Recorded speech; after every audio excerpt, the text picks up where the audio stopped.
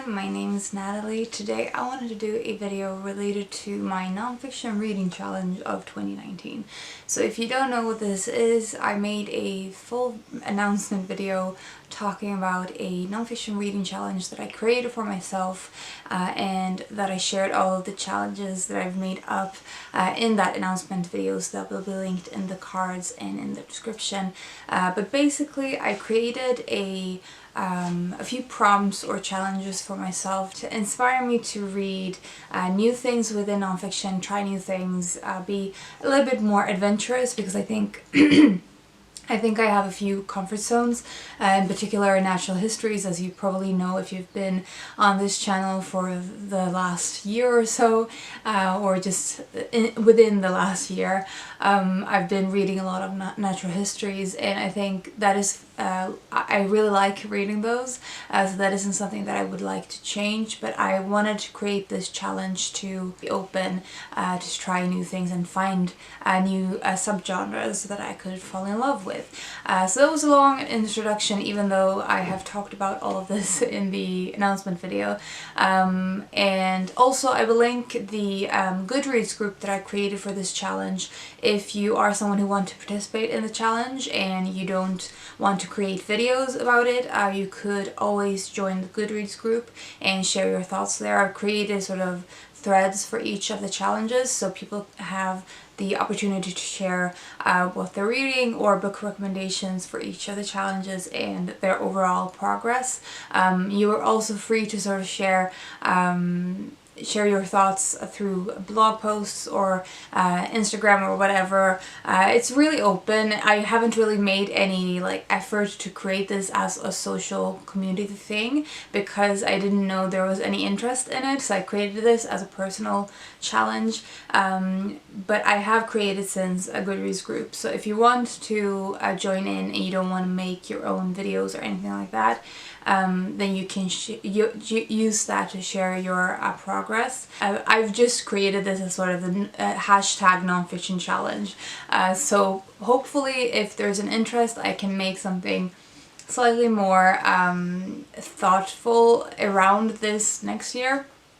But anyway, again, a very long introduction, I'm sorry about that. But today I wanted to talk about specifically one of the challenges for the nonfiction reading challenge, and that is to read a biography of an inspiring woman, or about an inspiring woman. The book that I read for this challenge is Beatrix Potter, The Extraordinary Life of a Victorian Genius by Lear. This book really highlights the fact that Beatrix Potter was a many-sided genius, as is pointed out at the end of the book, I think by someone who knew Beatrix. Basically anything that she took up as a hobby or as an activity to do, as a job, she excelled in. She was so hardworking, as well as having a lot of fortune. I think in a lot of ways she was a very modern woman who created her own happiness and success. She was really hardworking and pragmatic, and she wanted a purpose in her life, which is how she started doing so many things. So at first we followed through this book. We start off with Beatrix's childhood and her complicated relationship with her mother in particular. But in general, her childhood seemed to have been quite isolated from other people. And then we see her move into through her teenage years and to become an adult. And that is when you really see how she is missing a kind of freedom that she is not given within her home. So she's living with her parents, and she is finding this constricted lifestyle to be uncomfortable, and through wanting freedom and wanting to have something useful to do with her time, and because money wasn't really an issue in her family, they were pretty wealthy, she started first of all having an interest in science and also drawing stories. But the stories didn't really take shape and become a job until later, after her science career sort of fell through, because she was very interested in nature and she was illustrating, doing nature illustrations, and she even had a meeting at Kew Gardens with some scientists there about some of her findings. She was in particular interested in fungi. I don't really know how to say that out loud, but she was really interested in that, and she had the opportunity to share some of her findings, but they were pretty dismissive of her. The timing of her science interest was so in the middle of this shift within the science field, because until then there had been quite a big market for amateur naturalists, but it was moving towards this more formal sort of academic background in science, and so she sort of fell in between those cracks and didn't end up having anyone really pay much attention to her words and her findings. So the science thing didn't pan out, and that was how she really poured all of her focus on creating stories for children. And I think most people who know of Beatrix Potter know of her as a children's illustrator and writer, and she was fantastic at doing those things, and through this biography you really get to see why she was so successful. Part of it, I think, is her eye for detail. That was something that she used in anything she took up, be it from things like science and things that she noticed because she had this eye for detail, but also later in life when she was active in so many things, like for example buying up land and doing a lot of nature conservation, doing work with all kinds of people. She had this eye for detail that both made her a really good reader of people as well as reader of things like the market, understanding how people worked and how nature worked. So she applied that kind of thing, that observational skill, to her advantage in various fields that she explored. So that is part of the reason I think that she was so successful with her career as a children's writer and illustrator, but also that she was a really good businesswoman, and that was probably in part because of her family background. She was very active in for example, the merchandise surrounding her books, something that isn't really talked about when you talk about Beatrix Potter. So a lot of this book follows that, but then there's a big chunk of her life that has very little to do with the writing in the books. It's when her career was sort of slowing down after a very, very active, productive, I think decade or two, and then she ended up buying her hilltop farm, and that started her off as a countrywoman, and eventually that turned into this will and a real work in doing nature preservation and conservation.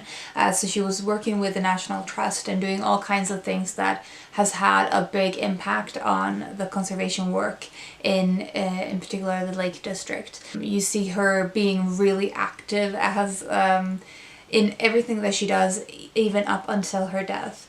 She was just a very inspiring woman, I think. I mean, inspiring in the way that she took on everything wholeheartedly, and I think that is something that even if you're not interested at all in the same kind of field that she was interested in, that is something that at least for me is universally inspiring, to see someone pour all of their heart into something and to see that kind of full commitment. As in general, I've talked about this book's content rather than the form of the biography on its own.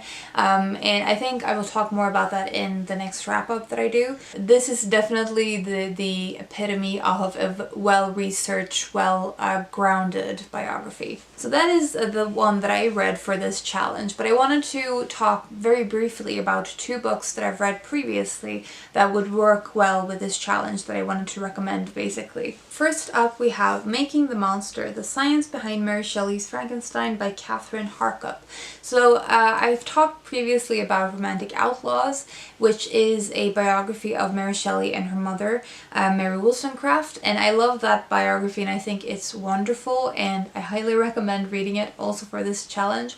But I also wanted to mention this one because it is in part a biography of Mary Shelley, but it's also talking about the production of Frankenstein itself, in part talking about the scientific theory of the time, talking about the social and historical context of it. So it's, I mean, the red thread throughout this is Mary Shelley's life and writing life in particular. This is more like a thematic biography, I would say. So I would recommend this if you're not interested in reading about Wollstonecraft as well, or if you're more interested in sort of the time that Mary Shelley lived in and how that inspired her writing life.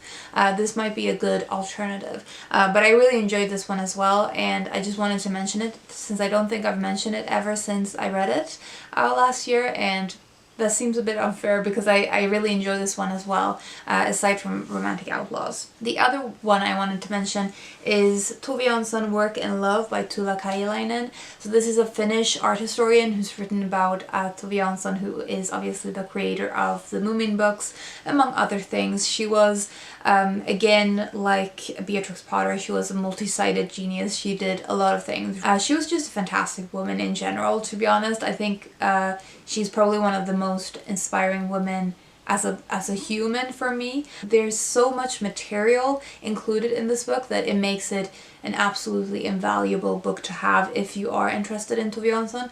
A lot of color illustrations and also like big illustrations and photographs and everything like that in full color, as well as black and white photographs and things like that. It is beautifully produced, and it is also translated into English, which I'm not sure if the other one about Tove Jansson is. I think it might be, but I haven't read the Swedish biography of Tove Jansson, and I'm very much looking forward to doing so. If you are at all interested in her, this is even though I have some qualms about the writing of this book, it is very fact-filled, as well as being valuable as a book to have because of all of the material included in it. Her professional life in particular is very much the focal point to this book. Those are the books that I've read that are biographies of inspiring women that I wanted to talk about. But I also wanted to quickly mention a few books that are on my TBR that are within this genre. So first we have two scientist biographies, and this one is a very non-descriptive cover. I think it might have a better cover within. Yeah.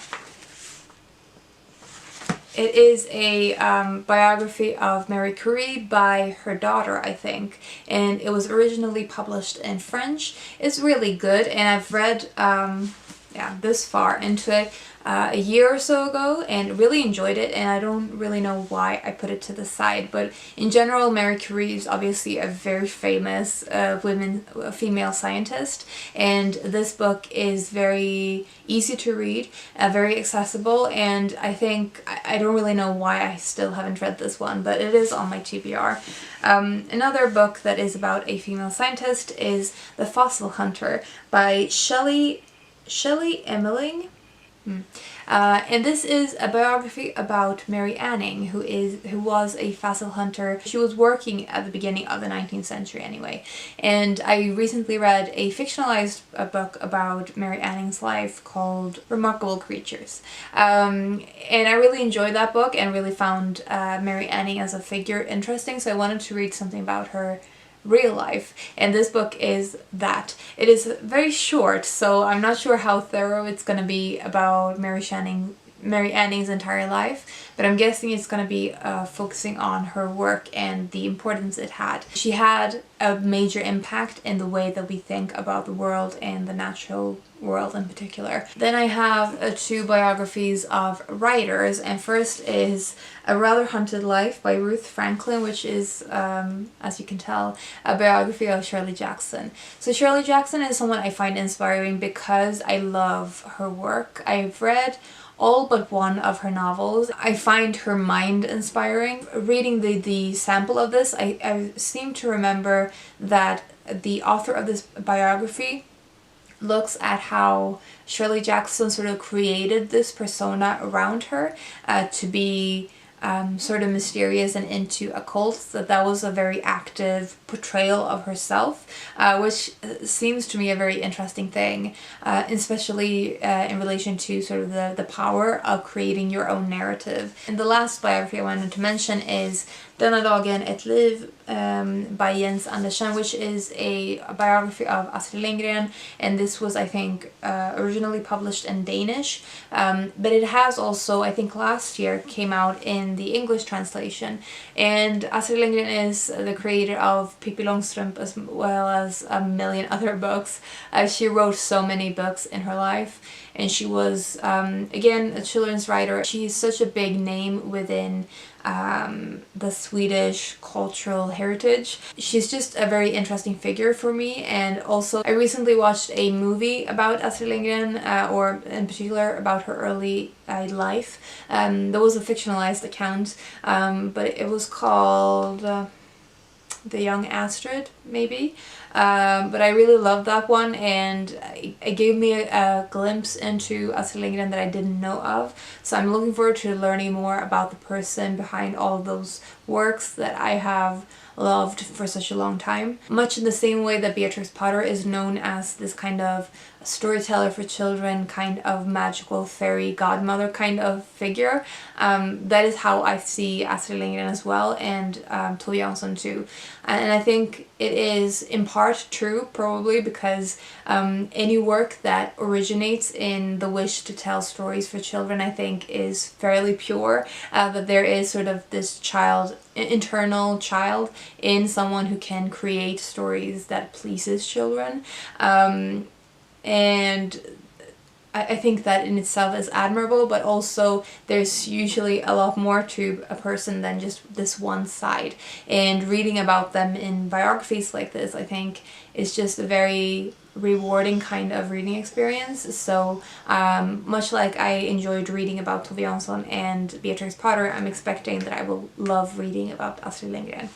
So those are the books that I want to talk about in relation to inspiring biographies of inspiring women. Let me know if you read any of these books, or if you have read your inspiring woman biography for this year, if you're doing the nonfiction reading challenge. Let me know if you want to read any of these books, or if you have any recommendations for me within this subgenre of books. I hope you're having a fantastic day, and I will talk to you soon. Bye.